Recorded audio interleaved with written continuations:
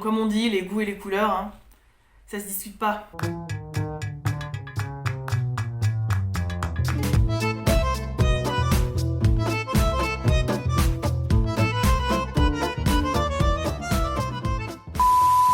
Bonjour tout le monde, moi c'est Leila. La vidéo d'aujourd'hui sera la deuxième partie de notre K-Quiz. Je vous rappelle le principe, nous vous présentons deux choses, deux concepts coréens, et je dois choisir lequel d'entre les deux je préfère. N'hésitez pas à participer vous-même en laissant vos réponses en commentaire. 저도 궁금하니까. Vous êtes prêts? C'est parti! Le doenjang-jjigae et le kimchi-jjigae sont deux plats coréens vraiment emblématiques. Très populaires, ils se retrouvent régulièrement sur la table des foyers coréens. Qu'est-ce que le jjigae? Pour transposer en termes culinaires français, disons que c'est un ragoût. Le doenjang-jjigae, comme son nom l'indique, est préparé à base de doenjang, qui est une pâte de soja fermentée. On y ajoute souvent des champignons, des courgettes, du tofu et d'autres légumes. Et selon les goûts, des fruits de mer ou même du bœuf. Le kimchi jjigae, lui, a pour base le kimchi et le jus de kimchi. Il est donc plus relevé. Il existe plusieurs versions de kimchi jjigae, notamment le kimchi jjigae au porc ou celui au thon. 김치찌개가 좋아, 된장찌개가 좋아?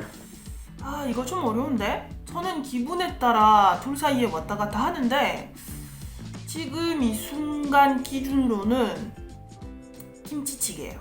돼지고기 들어간 김치찌개요. Je ne vous apprendrai rien en vous disant que le riz tient une place prépondérante dans l'alimentation des Coréens. C'est la base, un peu comme l'est le pain chez nous. D'où l'expression 한국인은 밥심이다, que l'on pourrait traduire en français par le riz, c'est la vie du Coréen. En Corée, le riz se mange souvent avec divers petits accompagnements assaisonnés appelés banchan.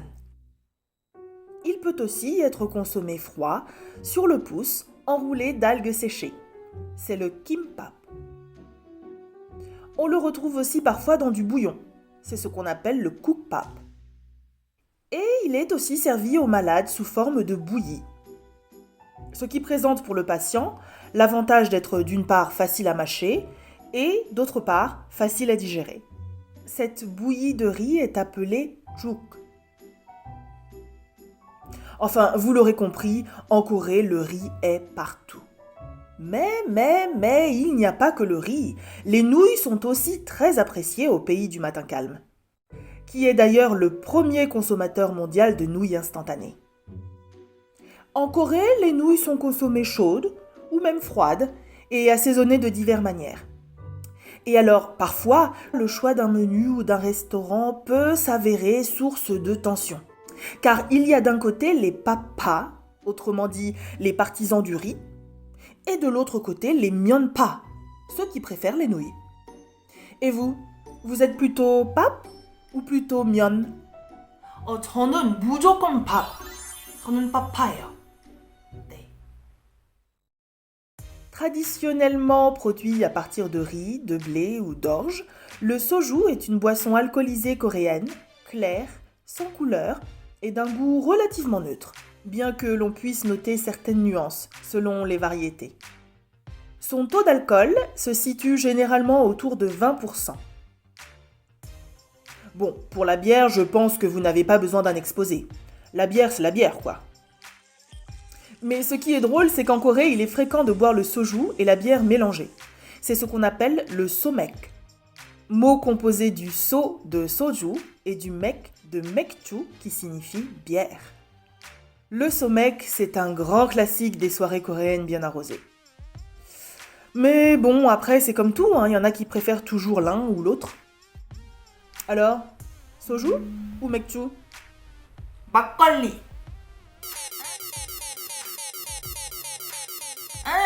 저는 막걸리 좋아해요. Haha, le makgeolli, lui, est un vin de riz, d'où son aspect blanc et laiteux.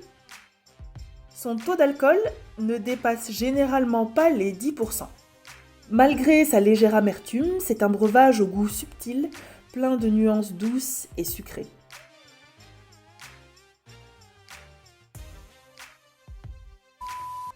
c'est tout pour aujourd'hui. Je vous remercie d'avoir regardé cette vidéo jusqu'au bout. Prenez soin de vous et je vous dis à la prochaine. Ciao!